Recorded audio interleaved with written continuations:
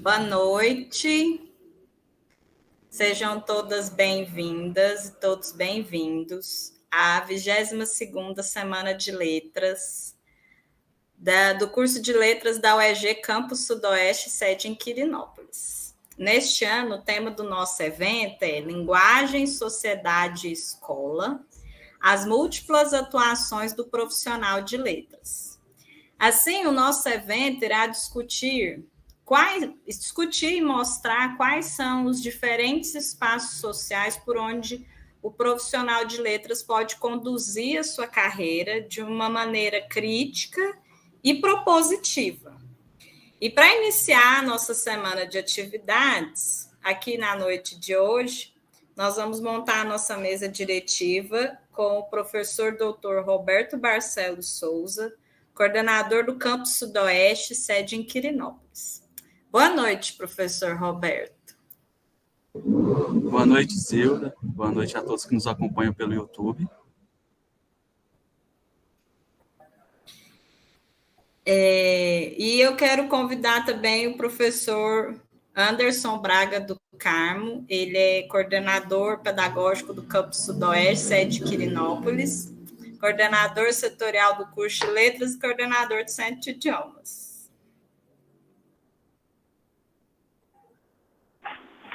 Boa noite a todos e a todas, Sejam bem-vindos e bem-vindas à nossa 22ª Semana de Letras. Muito bem. Então, obrigada, professor Anderson e professor Roberto.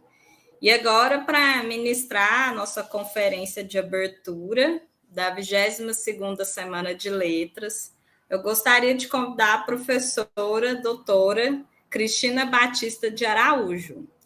Ela é professora adjunta do Departamento de Língua Portuguesa do Centro de Ensino e Pesquisa Aplicada à Educação da Universidade Federal de Goiás. Ela possui mestrado e doutorado em Letras e Linguística pela Universidade Federal de Goiás, com financiamento da CAPES. A professora Cristina A professora Cristina é pós-doutora em Estudos Linguísticos pela Universidade Federal de Uberlândia. Atualmente integra o Banco de Avaliadores do INEP, atuando em atos de autorização e de reconhecimento dos cursos de graduação nas modalidades presencial e à distância.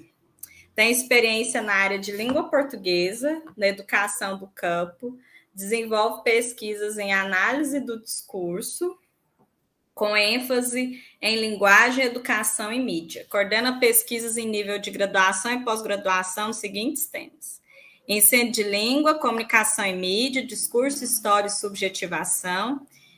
E a professora Cristina é pesquisadora do Grupo de Pesquisa em Linguagem e Mídia, Limiar, UFMT-CNPq, e do Núcleo de Estudos de Pesquisa e Extensão, Práticas de Liberdade, no PRAU. Agora que nós estamos com a nossa mesa composta, eu gostaria de passar a palavra para o professor Roberto. Boa noite, Zilda, professor Anderson, professora Cristina, e a todos que nos acompanham, pelo nosso canal no YouTube. É uma grata satisfação de estarmos realizando a abertura, da 12ª Semana de Letras da UEG, Campus Sudoeste, sede Quirinópolis. Vejo que a magnitude, desse evento, junto com a história do curso e a formação, dos profissionais que atuam na área de língua inglesa, língua portuguesa, que estão aqui egressos da UEG Campus Sudoeste, sede Quirinópolis. Então, eu quero manifestar os parabéns, além de cumprimentar a todo o colegiado de professores do curso de letras pela propositura, pela forma sempre coerente e proativa de levar as ações do curso e pensar, uma programação dessa magnitude junto aos estudantes num processo aí de extensionista, de ter a oportunidade de dialogar com outros professores para além da nossa instituição, e nesse caso a professora Cristina Então, em nome de toda a comunidade, nós agradecemos, né, o aceite e a disponibilidade de estar conosco nessa abertura da 12ª Semana de Letras. Bom, só para marcar, né, uma reflexão frente a esse momento que nós estamos vivenciando, quando se fala da importância, né, dos processos formativos, educacionais, quando, pela temática do evento, né, linguagem, sociedade e escola, as múltiplas atuações do profissional de letras. Nós estamos vivendo, né, nós sabemos que a educação é um dos princípios de mudança da sociedade. Como disse o nosso saudoso Paulo Freire, né, se a educação sozinha não transforma a sociedade, sem ela, tampouco a sociedade muda. A necessidade de nós repensarmos, né, as nossas atuações a partir de uma capacidade de transformação que a educação e a formação dos sujeitos podem contemplar, colocando sempre o sujeito como um centro de um processo formativo e dentro desse, né, despertar nesse estudante a consciência sobre a sua existência e sobre a esfera social que envolve a escola, a sua formação escolar, e assim vejo que a sociedade pode, né, ter um caminho de transformação por meio da educação. E ter eventos que buscam a formação continuada do profissional e, ao mesmo tempo, refletir ações junto com a escola, junto com a sociedade, junto com as linguagens, de suma importância vivenciar essas múltiplas atuações, de fato. Então, parabéns à comissão organizadora do evento, que possamos, durante esses 3 dias, né, termos aí um contato e nesse viés chegar ao objetivo da propositura do evento. Então, professora Cristina, seja bem-vinda. Um abraço virtual aqui do Campus Sudoeste 7 de Quirinópolis e também, né, aos estudantes que nos acompanham e todos os participantes do evento que nos acompanham pelo nosso canal do YouTube e que possamos ter uma excelente Semana de Letras, a 12ª desse campus. Uma boa noite a todos e a todas. Obrigada, professor Roberto. É sempre muito bom te ouvir, né? Muitas palavras de motivação, de reflexão. Muito obrigada por estar aqui conosco nesse momento. Agora eu gostaria de convidar o professor Anderson. Obrigado, professora Zilda. Quero, né, primeiramente, mais uma vez, dar boa noite, né, a todos que estão nos acompanhando. É com grande alegria que a gente realiza mais uma edição da Semana de Letras. É a primeira, depois de 2 anos consecutivos, realizando essa semana de forma online, que nós também teremos atividades presenciais. E esse é um motivo que muito nos agrada, né? A gente vê que, de fato, depois de 2 anos bem turbulentos, as atividades aos poucos estão retornando, podendo utilizar aquilo que a pandemia, né, nos ensinou a organizar, as oportunidades que ela nos deixou também, como essas conferências online, né, que tem nos possibilitado aí as aproximações. O evento, né, como a professora Zilda já nos indicou, ele tem um propósito de promover um espaço de reflexão sobre a temática, né, linguagem, sociedade, escola, pensar as múltiplas atuações do profissional de letras, tendo como base, né, que esse é um curso de licenciatura, né, nessa modalidade de licenciatura, e essa relação, né, pensar linguagem, espaço, sujeitos, é uma questão posta para todos nós que somos pesquisadores da linguagem, sujeitos da linguagem, né? A gente fala da escola, mas a gente sabe que a escola não é a única instituição, né, responsável por formação. A gente entende toda a macro-organização da sociedade e como que ela, né, insere o sujeito, né, faz ele refletir. Eu espero, né, da mesma forma que a comissão organizadora desse evento, que durante esses 3 dias, né, essas comunicações, essas conferências, né, que vão ser realizadas por professores, por alunos, pesquisadores dos estudos da linguagem, possam nos apresentar, então, perspectivas de trabalho, de pesquisa, dentro da área, né, dos estudos da linguagem, né, do profissional de letras. Para mim é significativo a data, essa é a 5ª semana de letras que eu participo na UEG, depois de 22 semanas consecutivas, né? Dia 15, agora, sábado, fez 4 anos que eu comecei a dar aula aqui na Universidade Estadual de Goiás.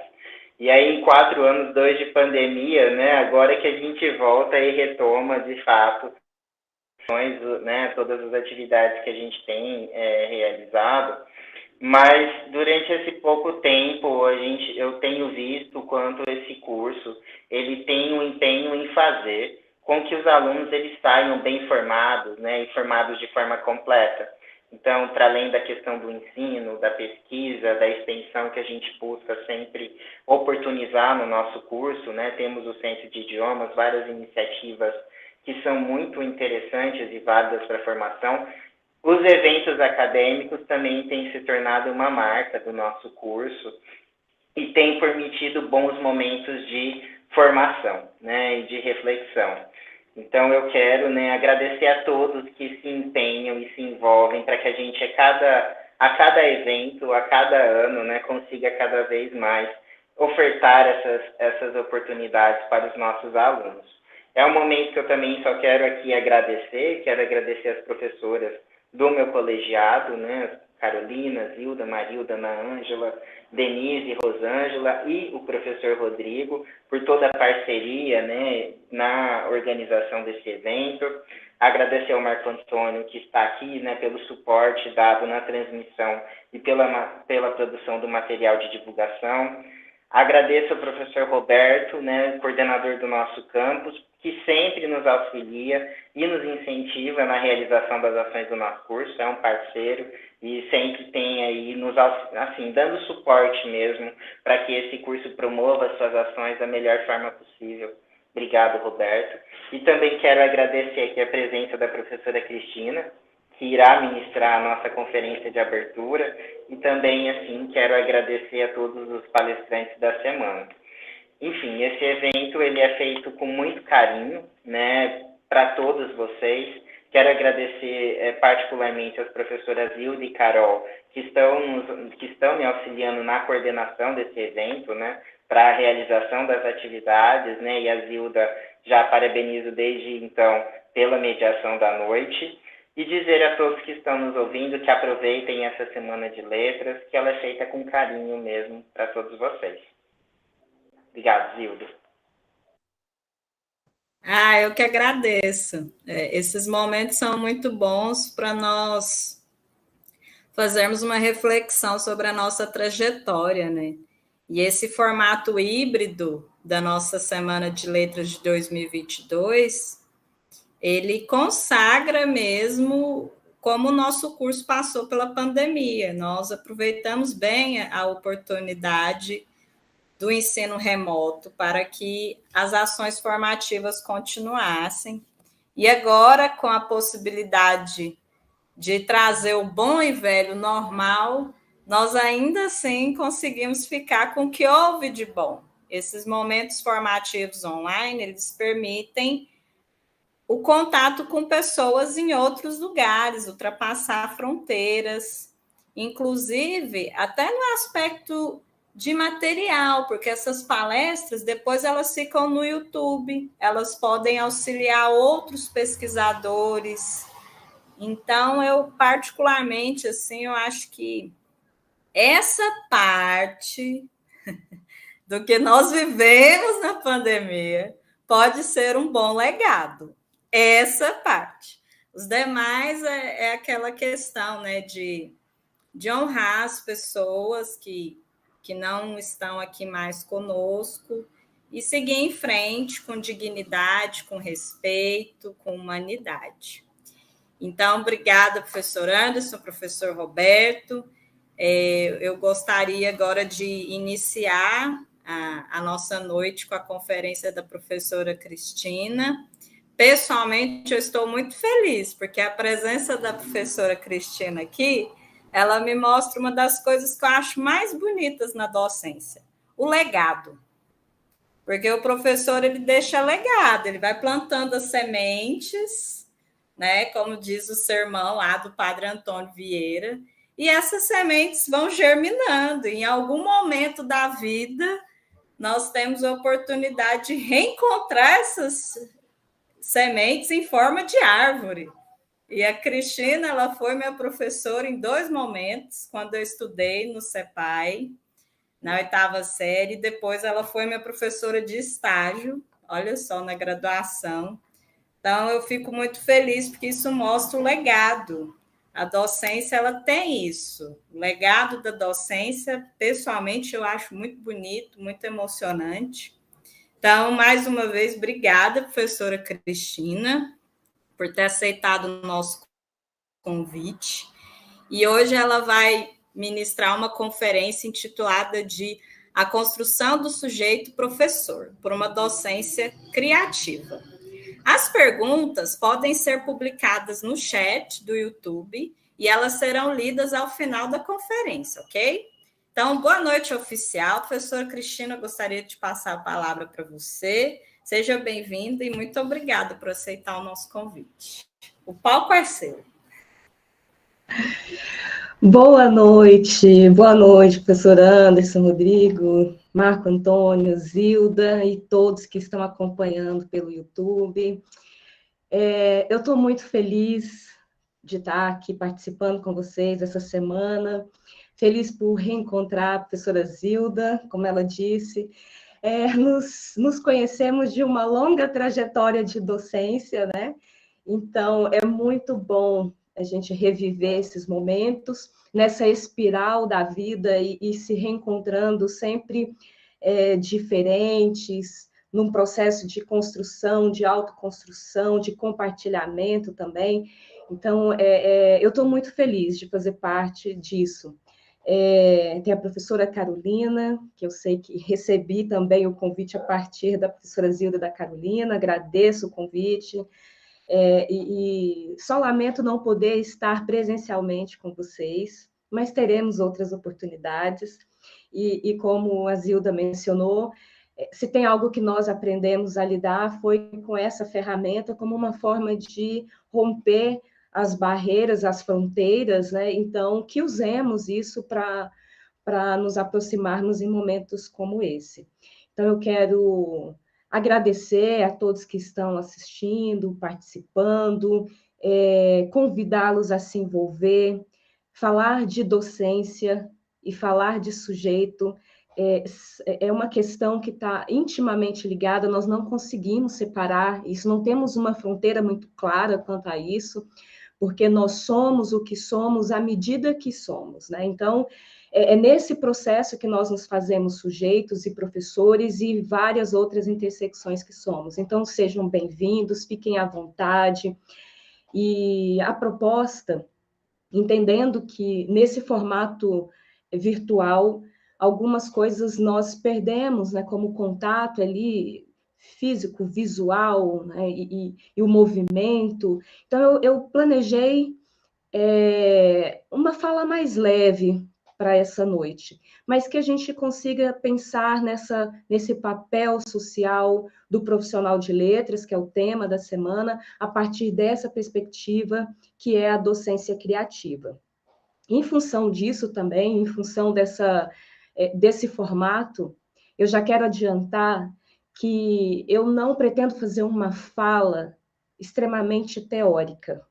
É um momento de conversa, apesar de que as nossas vozes elas são resultado do que nós dialogamos com muitos outros autores, com outras pessoas, né? Então, vocês, à medida que eu estiver falando, vocês vão reconhecer os meus lugares de fala e de pesquisa, né? Então, teremos aí um pouco do Bakhtin, do Foucault, do Michel de Certeau, eles aparecerão, mas a pretexto da nossa conversa. Então, não tenho a pretensão de fazer uma conferência extremamente teórica para que a gente aproveite esse momento também de uma forma leve e que seja assim, um horizonte para a gente pensar esse papel social, o que nós estamos fazendo aqui, o que eu me proponho a ser quando eu me coloco no lugar de estudante ou professor do curso de letras. A que lugar é esse e a que eu sou convocado quando eu ocupo esse lugar?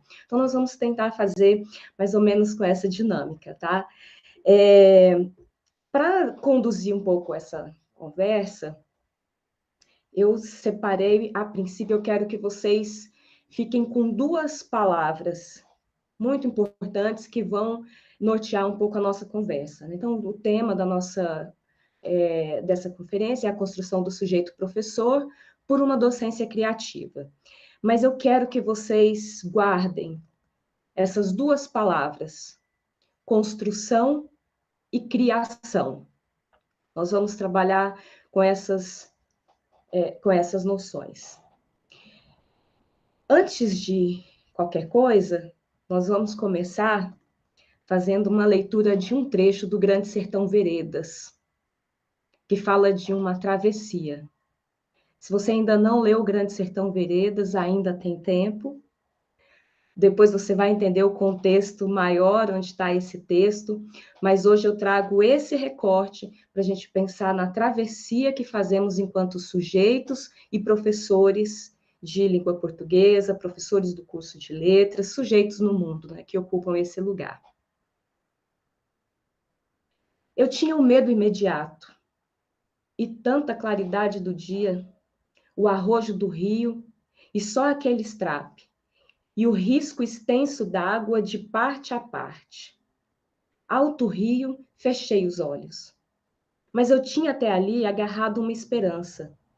Tinha ouvido dizer que quando canoa vira, fica boiando, e é bastante a gente se apoiar nela, encostar um dedo que seja, para se ter tenência, a constância de não afundar, e aí ir seguindo até sobre se sair no seco. Eu disse isso, e o canoeiro me contradisse. Esta é das que afundam inteiras. É canoa de peroba. Canoa de peroba e de pau de óleo não sobrenadam. Me deu uma tontura.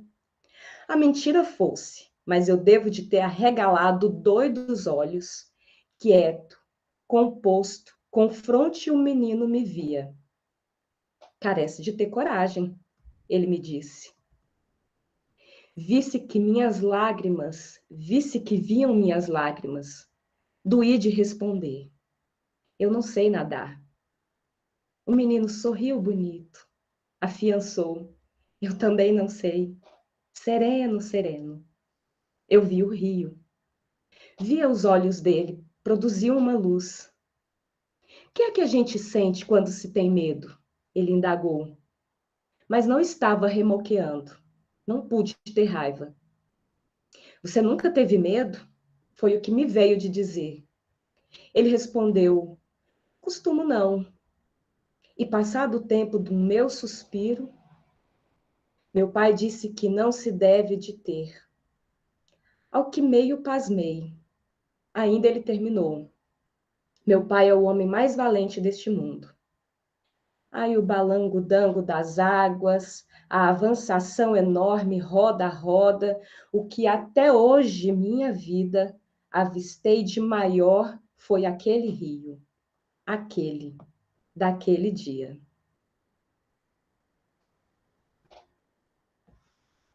Gente, esse trecho, ele nos fala de uma travessia, um canoeiro e mais duas pessoas, meninos. Um ali todo preocupado se a canoa poderia servir de boia, caso tombasse. E logo ele expõe um medo, o receio que tem, que é o de não saber nadar. Só que ao dizer isso, o menino à sua frente, num ato até empático, né, diz, eu também não sei. E aí, naquela hora, é como se o risco fosse compartilhado. E começam, então, a falar sobre a possibilidade de ter medo, de não ter medo, de atravessar, de sair intacto, de não sair intacto, da canoa virar ou de permanecer. E por que eu trouxe esse trecho, esse fragmento? Para a gente pensar que há certas coisas que somente na travessia nós vamos saber de fato como elas funcionam, saber de fato qual será a nossa reação, quais serão as nossas alternativas. É só na travessia que eu vou me conhecer, que eu vou conhecer o outro e que vou procurar alternativas, buscar alternativas, caso hajam problemas. Então, de uma forma literária, a princípio, o que eu quero dizer é que estar no mundo, ser professor, escolher esse lugar de estudante do curso de letras ou de outras licenciaturas que talvez estejam também nos acompanhando, mas ser esse estudante, esse sujeito que está na travessia, que à medida que aprende e ensina, que também ocupará o lugar de um ensinante, de um canoeiro, mas que nem por isso deixará de participar da travessia e de continuar vislumbrando essa paisagem. Então, entender que esse lugar que nós nos colocamos, enquanto professores e professoras, enquanto aprendentes, é esse do risco, é daquele que se abre para as possibilidades do desconhecido. Não sabe bem, ele vislumbra, ele imagina o que pode dar, as suas escolhas antecipadas provavelmente foram traçadas, foram planejadas, mas muito dessa travessia só vai ser conhecido no decorrer dela. E, nesse sentido, é importante a gente considerar que há uma dimensão que é previsível e há uma dimensão que não é previsível. Daí a ideia de construção e de criação. Daí a ideia de lugares em que nós nos firmamos com certezas, com verdades, mas aquele lugar também que se contrapõe muitas vezes o da dúvida, o dos questionamentos, o da experiência, e é nesse balizamento que nós vamos nos conduzindo, tanto no ser sujeito do mundo, como sendo sujeito do conhecimento, como sujeito professor, e é isso que nos constitui. E aí nós vamos pensar a partir dessas duas dimensões, a dimensão da construção e a dimensão da criação. A dimensão, e o que eu chamo aqui de dimensão da construção? Vou voltar a transmitir para orientar um pouco a nossa travessia. O que é preciso considerar na construção? O que é essa parte que nos firma, que nos dá o aterro, o lugar que eu tenho a impressão de certezas, de lugar seguro, de porto seguro? Eu destaquei aqui 3 aspectos que considero para essa noite importantes para a gente pensar nesse processo de construção. O primeiro deles, e agora vamos nos localizar nesse campo que é o campo da letras, linguística, literatura, o ensino de língua, esse lugar que nós transitamos em nossa formação e em nossa profissão também. Então, uma primeira questão a se considerar é que os sujeitos que participam dessas experiências de ensino, de docência, de vida, são constituídos pela linguagem. São constituídos na linguagem. Nós somos sujeitos fortemente marcados pela palavra. Não é à toa que os maiores mitos, as maiores histórias que versam sobre as nossas origens, elas são pautadas na palavra, seja a palavra escrita, seja a palavra falada. Mas ser constituído na linguagem e pela linguagem é entender que, como sujeitos, nós nos constituímos na interação com os outros. Nós nos constituímos na medida em que nós produzimos linguagem, produzimos discursos, e que desse processo resulta um sujeito que apropria-se da linguagem, mas que também se constitui como um ser social. Então, constituir-se sujeito, e aqui nós falamos a partir da perspectiva do Bakhtin, que vai nos dizer que a realidade fundamental da linguagem é a interação. Sem a interação, o que a gente tem é um sistema linguístico, um conjunto de combinações, um conjunto de normas, um conjunto de regras, um léxico, uma gramática, que nada tem a dizer. Porque a realidade para Bakhtin, nessa perspectiva sociodiscursiva, interacionista, a realidade da língua, ela só ocorre por meio da interação. Porque é por meio dessas interações, nós como seres comunicativos, como humanos que vivemos nas diferentes esferas sociais, nós precisamos viver. E ao viver, nós nos desdobramos, lançando mão das nossas formas de linguagem. Essas formas de linguagem, essa forma de viver em determinadas esferas, é o que ele vai chamar, por exemplo, dos gêneros do discurso, aquilo que nos faz circular no mundo. E para ele não se separa o mundo objetivo do mundo experiência. Porque o que nós fazemos é entender o local onde nós estamos, quem somos nós, para quem nós nos dirigimos, o que vamos dizer, como vamos dizer, que suporte vamos utilizar, e assim nós vivemos. Essa é a vida. Essa é a esfera da vida, é a dimensão da vida. E tudo isso é mediado pela linguagem. Então, considerar uma construção, pensar na construção do sujeito professor, é entender que nós participamos de uma sociedade que requer de nós certos comportamentos, certos posicionamentos, certos saberes, que requerem a nossa resposta. A linguagem, por si própria, ela tem um caráter responsivo. O que é isso? Ela está sempre respondendo a alguma coisa. Sempre que nós tomamos a palavra, nós estamos respondendo a alguma coisa, mesmo que não tenha sido dito. E é por isso que às vezes é tão difícil romper um silêncio. Por isso que pode ser às vezes tão difícil começar tomar a palavra e começar uma conversa. Porque quando nós fazemos isso, nós tomamos a decisão de por onde começar. E quando nós tomamos uma decisão, nós mostramos quem somos. Se eu escolho começar por um lado e não por outro, se eu escolho começar por um tema e não por outro, eu estou dizendo quem eu sou, quais são as minhas importâncias e as minhas prioridades. Então, a linguagem, uma característica fundamental é que ela, por ser realidade nas interações, ela é responsiva, ela está sempre respondendo. Como sujeitos que somos, como professores que somos, como filhos, pais, profissionais que somos, nós estamos nessa atitude dialógica de apresentar respostas para aquilo que os contextos nos colocam. Para que as esferas diferentes, para tudo aquilo que as esferas de comunicação se colocam a nós. Então, não tem como desconsiderar que o que eu sou é resultado dessa expectativa.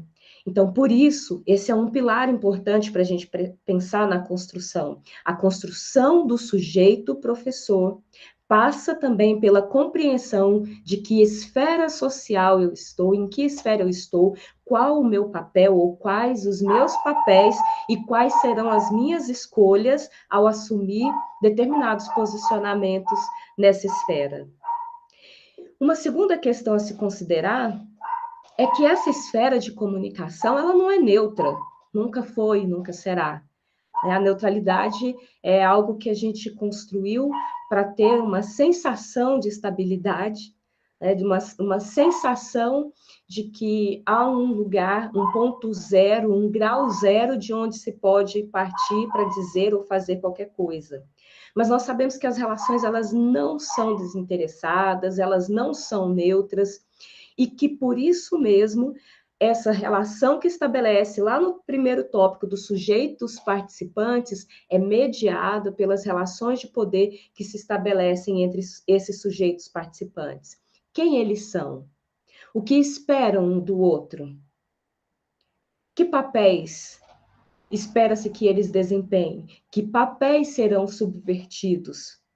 E essas relações de poder não têm a ver só com pessoas, ela tem a ver também com espaço, com dimensionamento geográfico, espacial, mas tem a ver também com o currículo, com as ciências, com o saber.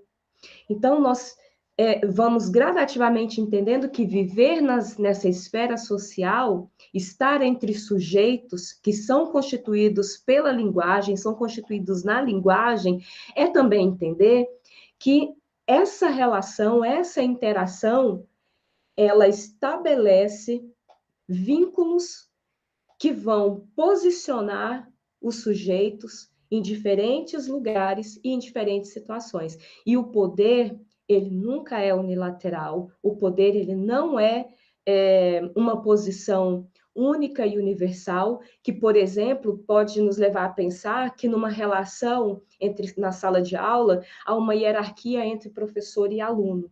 Uma visão simplista pode muito bem propor que o professor é a autoridade na sala e o aluno é aquele que deve responder a essa, se submeter a essa autoridade. Mas quando a gente fala de relações de poder que são móveis e que podem ser deslocadas, nós estamos pensando, inclusive, que esse mesmo professor, que superficialmente pode ser lido como aquele que detém o poder no espaço físico da sala de aula, é o mesmo que se coloca em uma outra posição quando, por exemplo, decide se vai tratar determinado tema ou não, ou como vai abordar determinado tema ou não, sabendo que será cobrado quer pelos seus superiores, pela coordenação, quer pelas famílias, quer pelos alunos.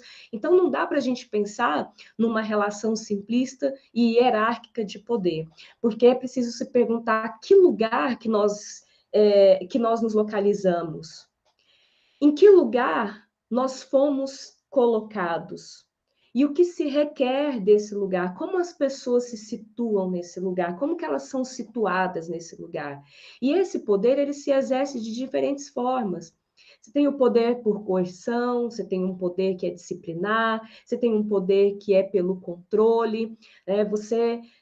Quantos mecanismos, quantos dispositivos que não temos, né, que nós não vivenciamos, que mostram a todo momento, que nos lembram que estamos sob forte vigilância. Quando não é uma vigilância externa e explícita, muitas vezes é uma vigilância interna, né, de um conjunto de vozes e de outros lugares, de outros campos discursivos que estão ali latente e latejando quando nós tomamos as nossas posições, os nossos posicionamentos nas diferentes esferas de comunicação.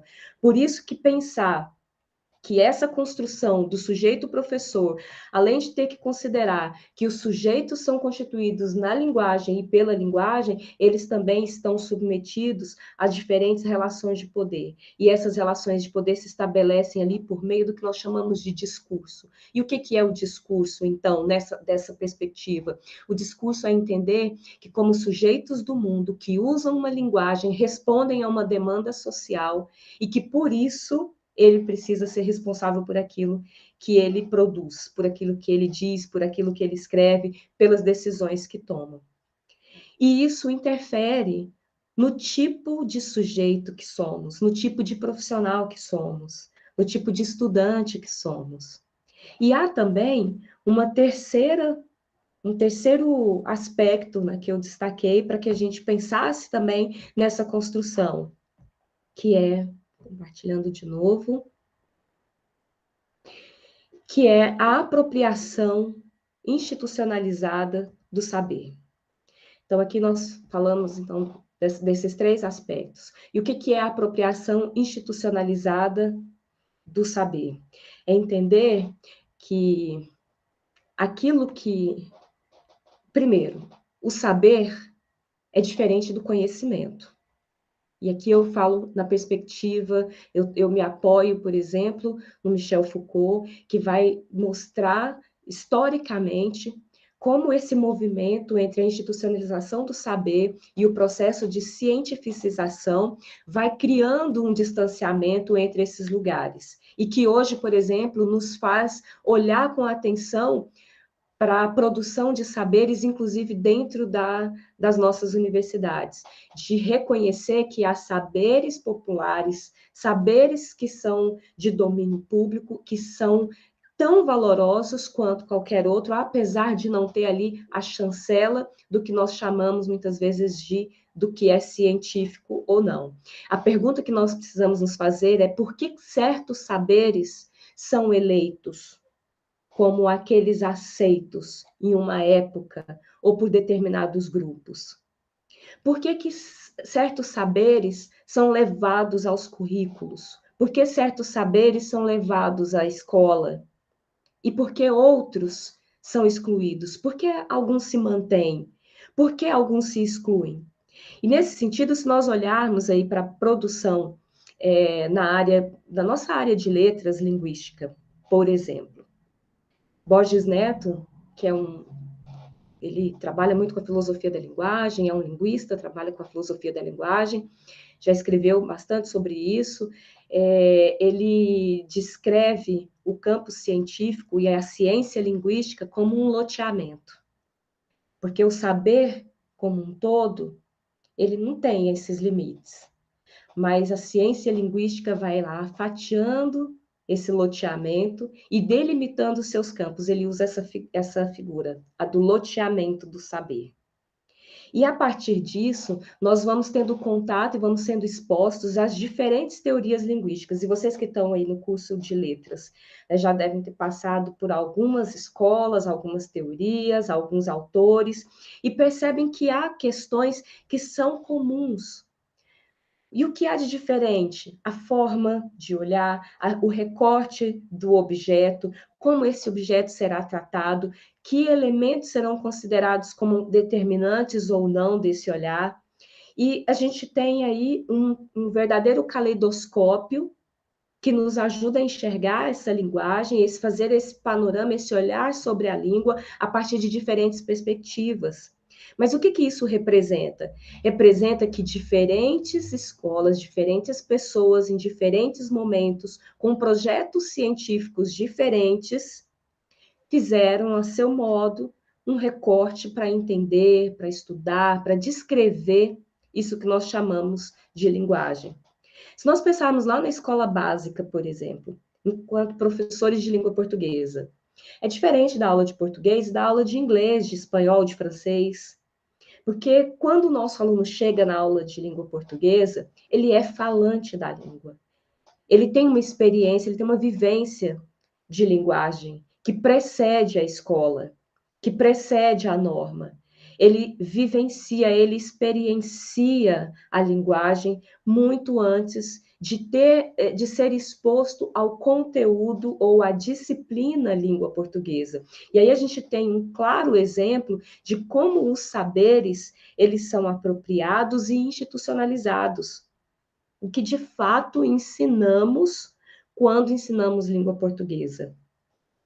Eu não ensino o meu aluno do 7º ano, do 4º ano, a falar a língua portuguesa. Eu não ensino ali, não é aquele momento em que ele vai, pela primeira vez, em situações inéditas ou de recriação de realidade, de diálogos possíveis, que ele vai ser exposto a essa língua. Não, ele chega à escola com essa vivência. E o que nós fazemos? O que ensinamos quando ensinamos língua portuguesa nas escolas? A resposta a essa pergunta define, inclusive, em qual lote nós estamos nesse loteamento. E o interessante é que a gente saiba que, como professor da educação básica, às vezes é muito difícil ficar em um lote só. Às vezes a gente precisa do condomínio todo, porque o saber é muito mais amplo, a demanda é muito maior, as questões, elas chegam, elas pululam, elas pipocam, e a gente não tem muito controle sobre isso. E essa experiência da educação básica, ela coloca diante dos nossos olhos essa linha que é tão tênue, que é invisível, que define aquilo que nós chamamos de ciência linguística, de crítica literária.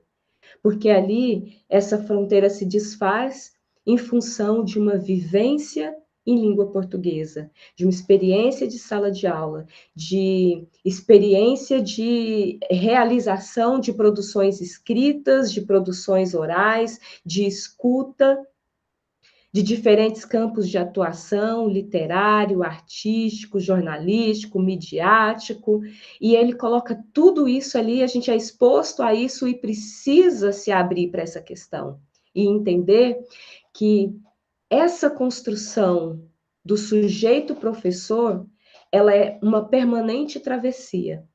Quando nós estamos fazendo graduação, às vezes a gente tem a impressão que se eu adotar uma perspectiva, se eu me der bem com uma certa perspectiva e me aprofundar, ela pode resolver todos os meus problemas.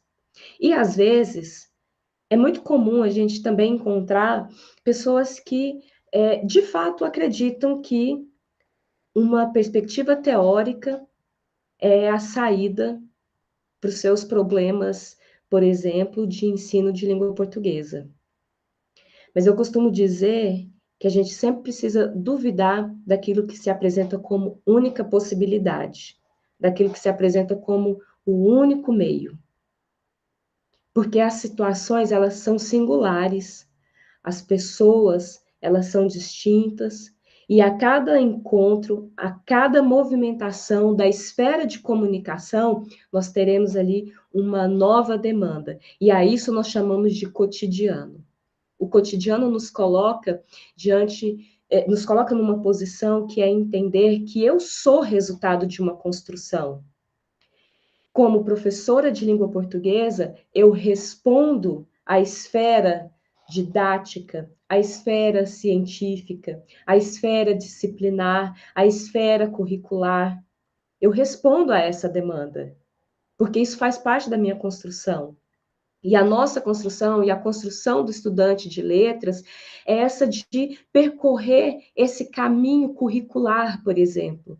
Quando vocês entram num curso de graduação, vocês são expostos a um currículo, a um projeto político, pedagógico, que define quais serão os saberes, as disciplinas, que conhecimentos são necessários para a formação de um bom professor, que lá no documento a gente chama formação do egresso.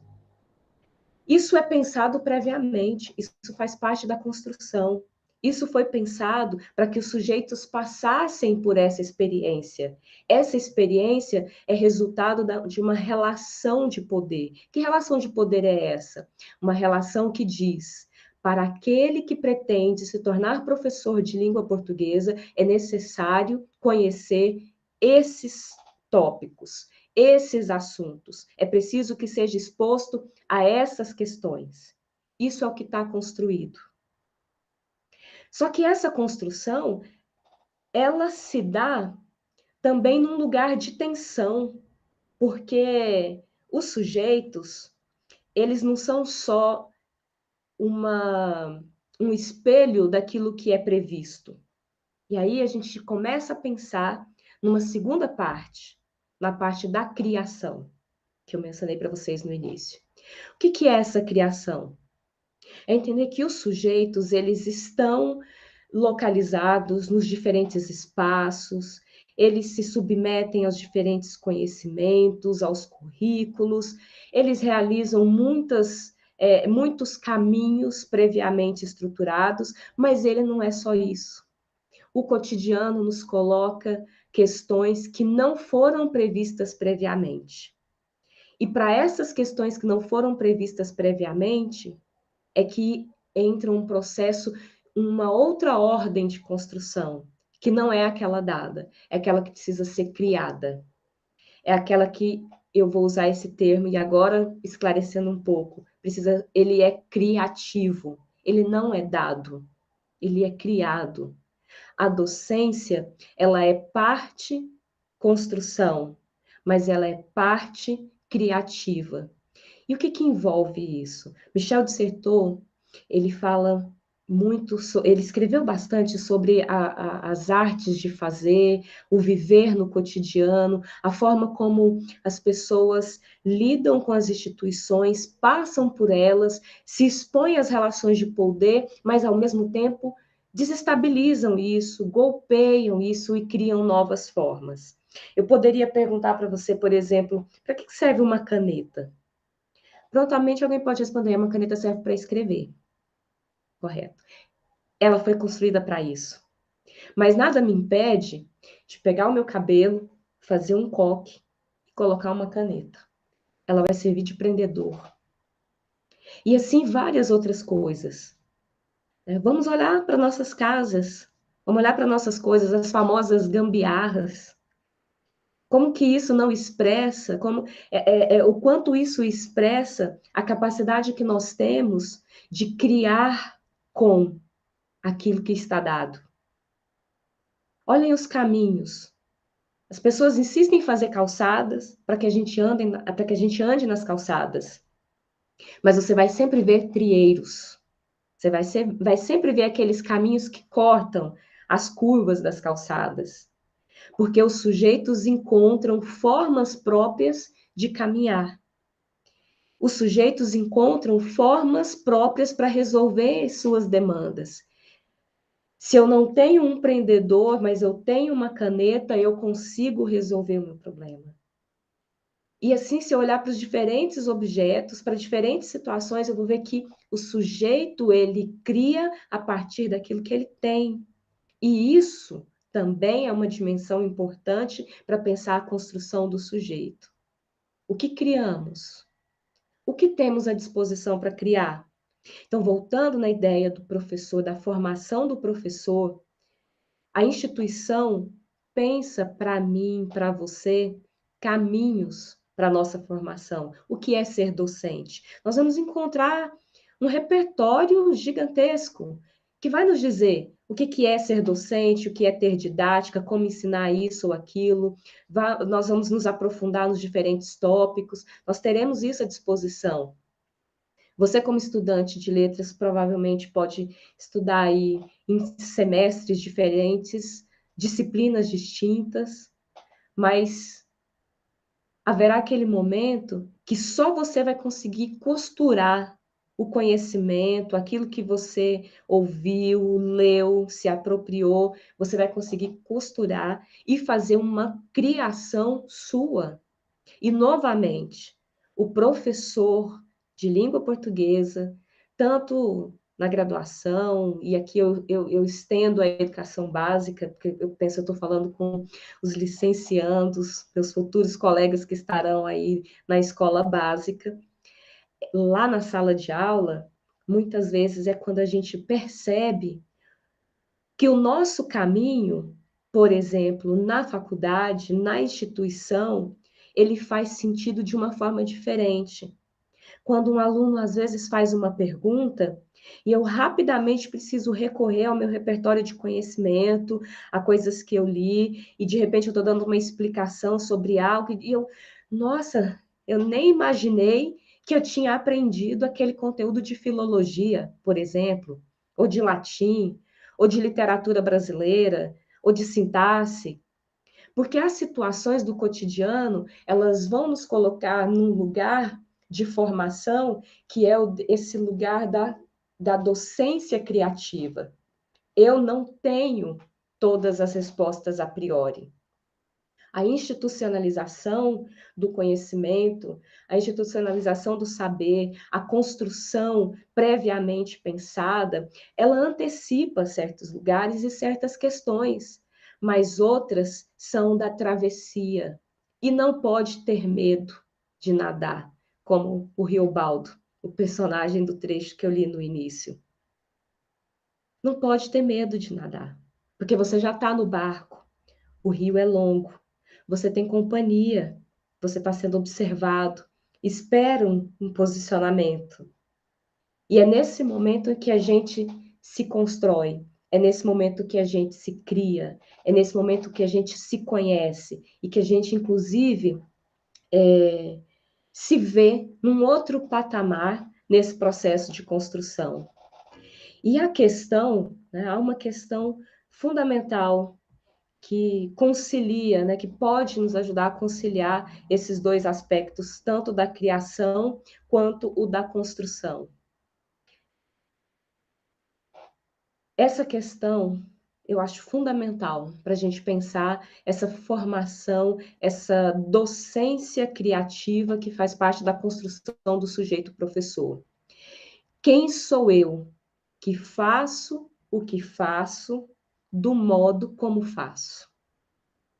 Isso vale para o professor, mas também vale para qualquer pessoa. Tanto é que aqui no slide anterior, na hora de escrever, eu até coloquei por uma existência / docência criativa.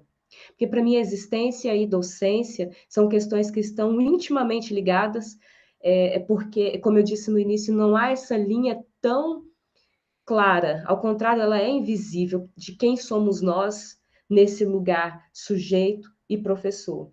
Então, quando eu me pergunto, quem sou eu que faço o que faço? Por que eu faço isso? Do jeito que faço? Eu estou fazendo uma busca do sujeito que sou, resultado da construção, resultado de outros sujeitos, resultado do espaço, resultado das instituições. Eu sou isso também. Mas eu sou resultado das escolhas que eu faço. Porque se eu olho para o currículo, se eu olho para as instituições, se eu olho para esses lugares como lugares dados, como caminhos dados, como alternativas previamente dadas, eu também preciso saber que em algum momento eu vou precisar improvisar. E o improviso não tem a ver com fazer mal feito. O improviso tem a ver com responder a tempo e a hora, da forma que for possível. Quando a gente tem clareza disso, professores e professoras, nós temos clareza do nosso lugar. Que professores nós somos, que sujeitos somos, que sujeitos professores somos. Porque eu preciso saber quem sou eu, por que eu faço o que eu faço, no que eu acredito, no que eu coloco o meu empenho, no que eu coloco a minha vontade de fazer, no que eu coloco toda a minha disposição. Eu não vou fazer com disposição e com entrega aquilo que eu não acredito. Isso não sou eu. Então, essa pergunta, essa resposta, ela tem que ser dada para a gente, para você. Essa resposta não é da instituição, essa resposta é do sujeito. Quem sou eu? O que me anima? O que me dá brilho nos olhos? O que eu faço com segurança? Porque quando eu me entrego para isso, eu faço o melhor que posso. E aí não tenho certo, não tenho errado, não tenho sucesso, não tenho fracasso. E se tratando de docência, a gente tem que superar essas dicotomias. Não dá para pensar, a minha aula deu certo, a minha aula deu errado, o meu planejamento foi um sucesso ou o meu planejamento foi um fracasso. Simplesmente foi. Criou-se. Ele foi o possível para aquele momento, para aquela demanda, com aquelas pessoas. E a partir daquilo, eu produzi um novo conhecimento sobre mim, sobre esses sujeitos participantes, sobre esse lugar e sobre o conhecimento também. Quando eu tenho clareza do lugar que ocupo, quando eu tenho clareza do que eu faço com entrega, eu faço com responsabilidade, eu faço, inclusive, a revelia de tudo e todos que tentam muitas vezes dizer que nós não fazemos. A revelia de tudo e de todos que vão, por exemplo, dizer que existe uma forma específica para se ensinar. Que vão, inclusive, dizer que certos autores precisam ser silenciados. Hoje é moda, né? Muitas vezes dizer que os autores, os nossos pensadores brasileiros, eles fracassaram e que a gente precisa olhar para outros lugares, né, para buscar uma possível solução, como se houvesse uma única solução, como se ela estivesse em um único lugar, bastasse a gente ir lá e recorrer a ela e aplicar. E esse é um dos maiores problemas, uma das maiores questões na educação. Sempre tem alguém do lado de fora que quer nos dizer o que fazer e como fazer. Sempre tem um voluntário, um amigo da escola, um pseudo-especialista que vai dizer o que nós, professores, precisamos fazer. Mas acontece que esse saber, ele é construído no cotidiano. Quando eu sei o que eu faço, quando eu tenho clareza para essa pergunta, eu sei que o que eu vou fazer é o melhor a ser feito para aquela demanda, é o que precisa ser feito. Isso significa que estamos estagnados? Não, ao contrário. A cada experiência cotidiana, nós estamos ampliando o nosso repertório de conhecimento, estamos ampliando o nosso alcance, aprimorando aquilo que sabemos. E é assim que isso funciona. Então, pensar numa docência criativa é assumir esse lugar de quem faz, porque é resultado de uma construção prévia, é resultado de uma construção institucional, de uma construção científica, mas que é um sujeito do aqui e agora, e que responde às demandas desse aqui e agora. E, nesse sentido, não tem lugar, como eu disse, para essas dicotomias como sucesso e fracasso. Porque o que se exige de nós é uma atitude responsiva, que nós tenhamos essa disposição para olhar o lugar em que estamos, onde estamos localizados, que relações são essas e o que precisa ser feito, responder a isso. Então, ter uma atitude responsiva. É preciso que a gente tenha autoria. A autoria é saber que eu não crio nada, não há nada inédito. Mas o que há de inédito é a forma como eu vou articular o que está dado para uma nova demanda, para uma nova situação. Isso é autoria. Tudo já foi dito, já foi estudado, já foi escrito, já foi falado. Então não há nada a fazer? Há exercer a posição de autor. Autor é aquele que no momento correto, em função da sua necessidade, em função da demanda, ele recorre e cria de forma inédita a sua resposta. É isso que embasa a sua atitude responsiva. Tudo isso feito com responsabilidade, no sentido de que, ao assumir esse lugar, com a clareza de que eu vou buscar nos diferentes lugares, nos diferentes campos científicos ou não, a minha resposta, eu assumo que esse lugar é meu. E eu tenho, e como ocupante desse lugar, eu tenho a responsabilidade de fazer com que ele se desenvolva. Como sujeito professor, qual é o meu papel? Como professor de língua portuguesa, qual é o nosso papel? Se não promover práticas de escrita, de escuta, nos gêneros orais, escritos, nos diferentes campos, ampliar a competência comunicativa, percepção do local onde se insere como sujeito de linguagem. Essa é a minha responsabilidade. Se eu faço isso com essa clareza, com essa responsabilidade a partir da construção, mas não me isentando do lugar que me cabe, aí nós estamos falando da criação. E aí chegamos no ponto da docência criativa.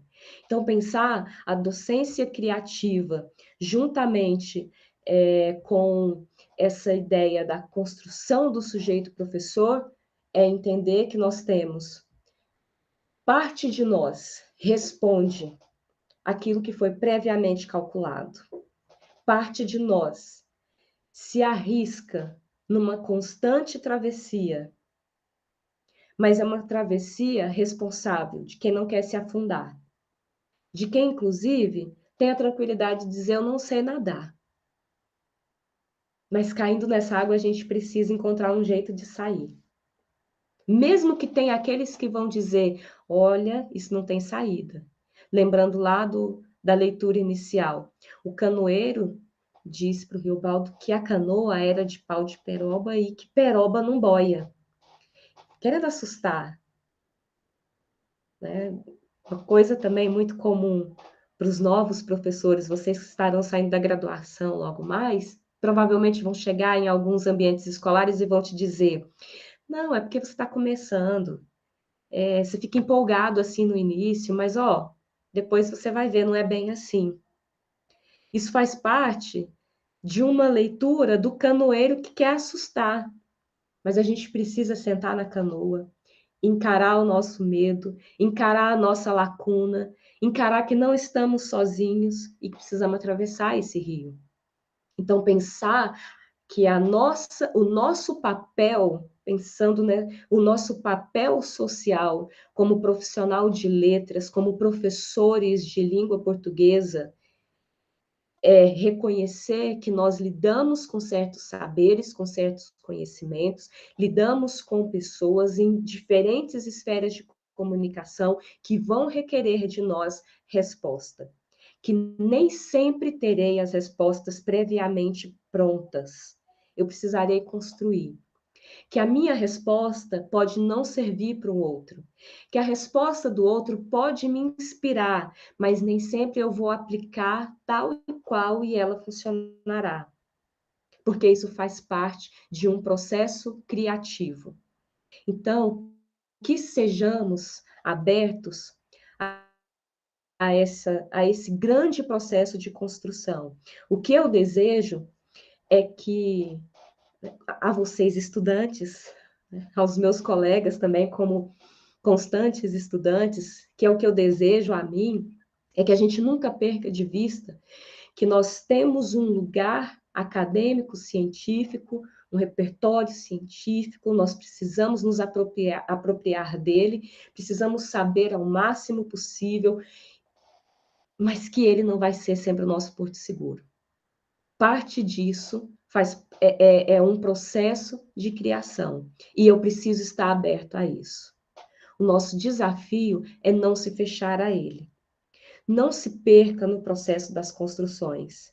Sempre que se sentir desanimado, seja como professor, como estudante, às vezes a gente vê tantas matérias, é tanta coisa, e parece que elas não têm muito nexo, mas não se preocupe. As coisas vão passar a ter nexo quando você precisar criar, quando você começar a precisar exercer a sua docência criativa. E aí, o desafio é não se isentar desse lugar, arriscar-se, responder por ele, fazer com responsabilidade, e aí ser sujeito no mundo, sujeito professor, sujeito da vida, que corre todos os riscos, mas que se abre também para o constante processo de construção. Era isso que eu queria dividir com vocês.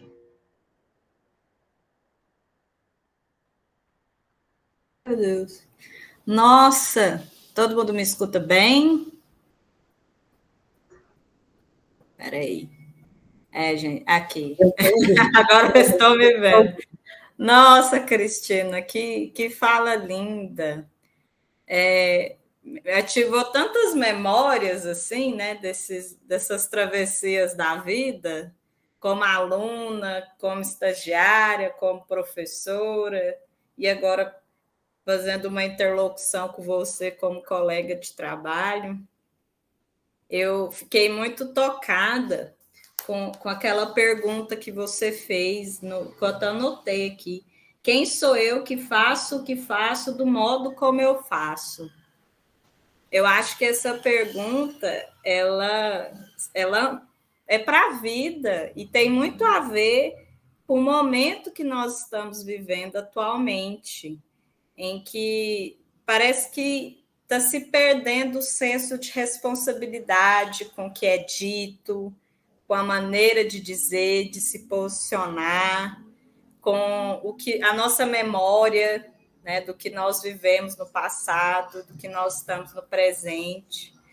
E voltando agora, né, de uma pandemia, quem somos nós agora, né, que atravessamos digamos, essa tempestade durante a nossa navegação. Então, eu fiquei muito tocada com a sua fala, e claro, né, quando você traz o Reobaldo, você aproxima tanto da nossa região, né, do Cerrado, do nosso jeito diferente de ser goiano, sempre resistindo a algumas hegemonias que também afetam a nossa docência aqui no Estado. Então, olha, muito obrigada, professora, foi muito lindo. E eu vou compartilhar aqui alguns comentários, e aí você fica à vontade para fazer as respostas. Eu vou começar com os elogios a alunos, a nossa aluna Rebeca, o nosso aluno Carlos Henrique, todos muito encantados com a sua fala. A professora Carolina, ela chama a atenção lá para o início da sua comunicação, quando você ainda estava falando do encontro, né, de entrar, de navegar na travessia da docência, ela chama a atenção para o seguinte, que esse encontro-confronto se dá a partir de um repertório de saberes mobilizados pelo professor formador, mas é reconstruída a partir do experienciar, a partir da responsividade. E depois a Carol também a complementa, né, que o ser que mobiliza sua competência criativa está em constante movimento, em ressignificação de seus saberes e suas práticas. E isso é fantástico. E, por fim, ela te cumprimenta aqui, né? Coloca assim: recebo meu abraço cheio de admiração e gratidão por nos oportunizar viver essa fala sua. Bacana. O mais interessante é a gente pensar assim que só há essa possibilidade de mobilização porque a gente se abre para essa relação com outros sujeitos. Percebe que se nós olharmos para essa construção apenas da perspectiva institucional, curricular, nós nos fechamos a lugares que não necessariamente vão possibilitar esse movimento. Não que ele não possibilite a construção, a troca, porque a gente faz essa troca com os textos escritos, com o conhecimento de uma forma geral. Mas o fato de estarmos ali vivenciando experiências, compartilhando espaços com outras pessoas, isso traz um componente que é do aqui e agora. E que esse conhecimento, por mais que eu me sente ali, que eu me concentre, que eu estude, ele está sempre fadado a esse encontro do leitor e o texto. Mas quando eu tenho ali essa relação leitor e texto e outros leitores, o movimento é outro, porque eu preciso me virar para essas outras pessoas. Eu preciso, inclusive, me distanciar dos textos, eu preciso me distanciar da situação, eu preciso olhar. Porque para tomar decisão, você não pode tomar uma decisão no calor do momento, você precisa ter um mínimo de visão amplificada. Como é que a gente tem uma visão amplificada? Eu me distancio. Quanto mais eu me distancio, mais eu amplio o campo de visão. E só quem possibilita isso nessa perspectiva é essa relação entre os sujeitos participantes, que para mim é o que faz sentido, é que dá um sentido, né? Não que seja único, mas é que dá um sentido para esse processo de construção. É olhar para essas pessoas que vão fazer com os saberes, vão fazer com qualquer outra coisa aquilo que for necessário. Isso é lindo, né? Eu também acho, porque a linguagem, pegando na mão do Bakhtin, né? A essência da linguagem é a interação, e onde que nós estamos nos perdendo nessas interações? E aí esse trabalho de ser responsável e criativo é justamente o resgate disso, né? Você valorizar essas interações, trazendo os conhecimentos, os saberes. E aí, nesse sentido, eu queria compartilhar o comentário do professor Anderson, que ele diz que ser criativo tem sido cada vez mais uma necessidade do sujeito professor. Ainda mais se considerarmos aquele que estuda, pesquisa e trabalha com a linguagem. E aí ele acrescenta: a quantidade de novos gêneros discursivos, de novas propostas metodológicas e a forma como a linguagem nos constitui nos mostra essa necessidade.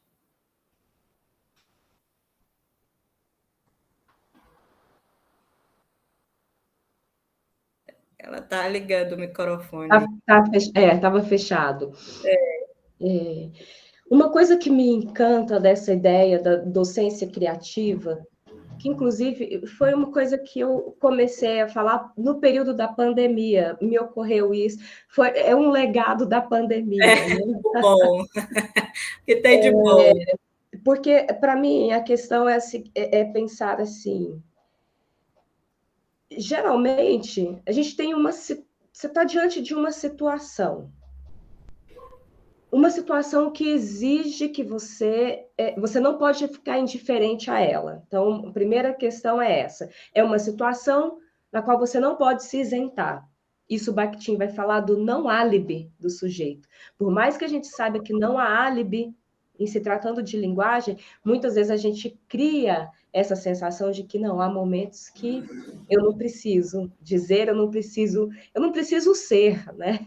A neutralidade. Eu não preciso ser. Mas, diante de uma situação que você precisa ter uma resposta, e aí eu estou usando a ideia de resposta no sentido responsivo, que é aquele não... Diante de um silêncio, esse silêncio precisa ser quebrado, algo precisa ser feito. Então, é esse ato que vai me ajudar a definir, então, o que precisa ser feito. Para definir o que precisa ser feito, eu preciso recorrer a ideias anteriores. Então, pensando lá na pandemia, quando isso começou, nós estávamos vivenciando uma situação assim única. Eu acho que aqui em Goiânia nós tivemos uma coisa assim um pouco parecida na época do Césio 137. Eu era estudante na época, estudava numa região próxima, então tivemos aulas suspensas, mas outra realidade. Eu acho que foi ímpar o que a gente viveu em 2020, e diante daquilo, por um momento foi assim, suspendam-se as aulas. Depois precisou começar a pensar como retomar de alguma forma. Então, começa o ato de uma outra resposta. A primeira resposta foi: não façamos nada. Só que essa resposta, como todas as respostas, são provisórias. Não façamos nada por agora. Depois precisou de uma outra resposta, precisamos fazer alguma coisa. E isso vale para qualquer situação. Diante de um dilema, a gente precisa de respostas. As respostas não surgem do nada. Elas são compiladas a partir de lugares conhecidos. Então, eu vou idear aquilo. Quando eu começo a idear, eu começo a testar. Testando, eu tenho os feedbacks, eu tenho as avaliações, a autoavaliação, e isso vai me ajudar a voltar para uma nova resposta. Então, é esse processo que eu estou chamando de docência criativa, que tem a ver com o processo criativo. O que é o processo criativo se não identificar que algo precisa ser feito? Vou recorrer àquilo que eu conheço para fazer algo que desconheço, vou testar e vou aprimorando. Então, a docência tem a ver com isso, a gente não está pronto. Nós estamos nessa situação o tempo todo. A cada dia, 200 dias letivos, por exemplo. A gente está sempre prototipando, testando e retornando com novas respostas que se tornam provisórias, porque precisam de outras, e é um processo infinito. Então, daí essa ideia da criação, da criatividade. Mas, como o professor Anderson disse, as regulações, muitas vezes elas tendem a querer conter isso, justamente porque não se sabe onde vai chegar. E muito isso tem a ver com os movimentos de resistência, que é o que se opõe aos movimentos, aos dispositivos de poder. O maior problema, né, a questão para os dispositivos de poder é quando ele não consegue captar e apreender tudo que está ao seu alcance. Isso deixa qualquer sistema, qualquer dispositivo, qualquer pessoa desnorteada. E esse é o nosso movimento. golpear as estruturas de poder, as estruturas disciplinares que querem nos colocar em lugares definidos e definitivos. E eu acho, te ouvindo, né, eu fiquei pensando muito assim, onde vamos buscar isso que já foi feito, isso que já foi dito, para nós criarmos esse repertório que nos permita ser criativos? Eu me lembro tanto do papel da arte, isso a pandemia também nos chamou a atenção, todo mundo passou a ouvir mais música, assistir mais filmes, assistir mais série, a ler mais livros. Eu acho que isso, para nós, profissionais de letras, é muito sensível, porque nós temos a literatura. Não estou dizendo que só a literatura basta, mas nós temos a nosso dispor a literatura. E nós temos uma realidade que muitos alunos chegam aos cursos de letras não estão envolvidos com a leitura literária. Ou quando são, eles leem essas literaturas de língua inglesa que têm um forte apelo audiovisual, né? Do cinema, do seriado. Então, aqui nós temos a literatura brasileira, as literaturas afro-brasileiras, a literatura indígena, a literatura LGBTQ+, que nos permite ter o acesso a esse arcabouço de dizeres de maneira criativa. E aí, pegando na mão do Antônio Cândido agora, né, isso vai nos humanizando e nos permite intervir nessa realidade, às vezes, tão dura, de uma maneira que resgate em nós a nossa potência. Potência não no sentido que está aí de rede social, mas potência nesse sentido de ser um indivíduo que responde com autoria, com responsabilidade no cotidiano. Porque também as pessoas pensam que resistência é só uma coisa grande, de ir para a rua, pôr bandeira. Também pode ser, mas no seu espaço familiar, na sua rede de sociabilidade, você também pode ter essa postura.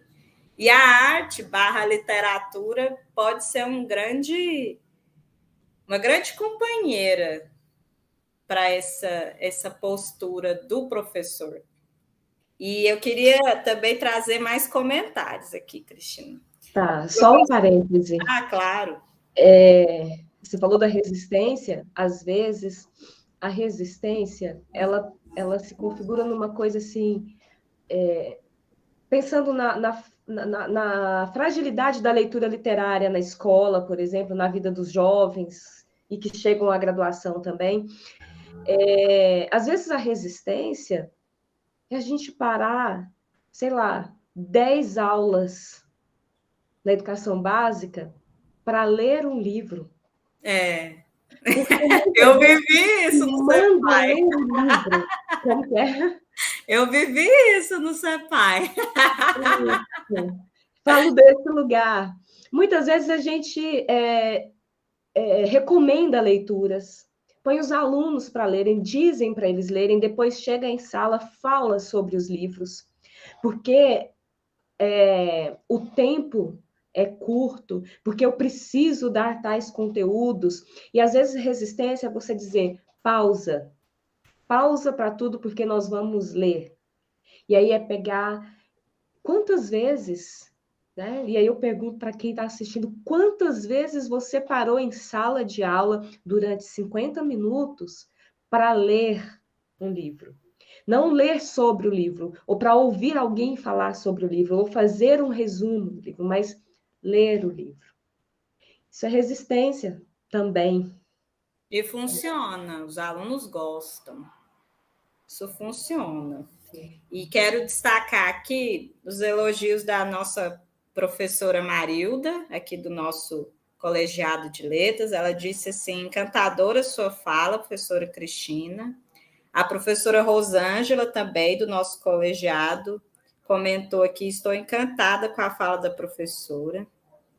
Nós temos aqui a presença da professora Juliana Brossi, ela é do curso de letras da UEG de Inhumas, inclusive estará aqui amanhã ministrando o minicurso, aí ela fez comentário bem interessante. Ela disse assim: nossa, incrível e sensível, parabéns.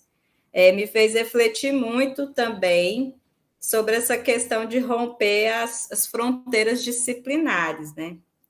E anteriormente a Juliana chamou a atenção para a autoria. Que perfeita essa reflexão acerca de autoria, é exatamente esse o caminho. Somos únicos em nossa existência e cada contexto é único. E também destacar aqui a presença do professor Everton Freitas, ele é professor do curso de letras também da UEG, só que de Anápolis, e ele também estará aqui amanhã ministrando um mini curso. O que eu gosto da UEG é isso, professora Cristina, nós temos as fronteiras bem diluídas, assim. É o mesmo curso, diferentes linguagens, e todos estão buscando maneiras de interagir, de criar algo em prol da formação dos nossos alunos. Exato. Docência criativa. Bacana. Criativa. Bacana. E os nossos alunos também destacaram aqui muitos elogios para você, Cristina. O pessoal gostou bastante. Eu também, como eu falei no início, né? Eu estou aqui com a minha professora. Então, é um misto de emoções. Eu acho isso muito bonito na docência. Me emociona. Confesso que eu também quero ver os meus alunos um dia ocupando esses espaços, mesmo quando eu vejo nas redes sociais eles desenvolvendo os projetos deles, isso também me emociona bastante. E eu acho que é um legado que só a nossa profissão tem, e eu acho isso muito rico. E é isso, eu gostaria de encerrar a nossa noite tão encantadora, tão bonita, né, com arte, né, fomos de Guimarães Rosa para Foucault, Bakhtin, e assim fomos. Muito obrigada, Cristina, mais uma vez pela sua presença.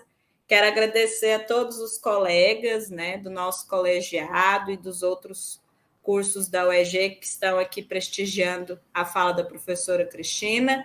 Quero agradecer ao Marco Antônio pelo suporte, agradecer ao professor Anderson por me dar a oportunidade de fazer essa mediação e agradecer aos nossos alunos pelo carinho da audiência.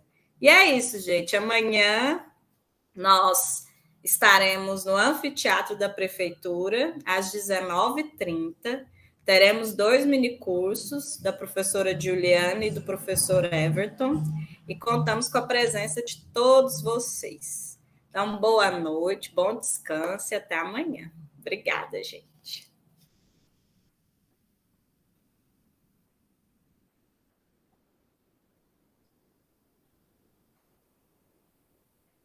Então...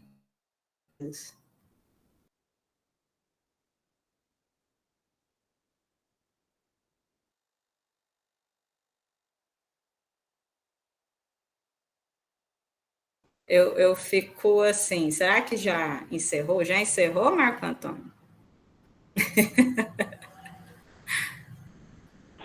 Ainda não, Zilda. Ai, gente! Ué, mas então, você quer comentar alguma coisa, Anderson? Desculpa, gente. Eu ainda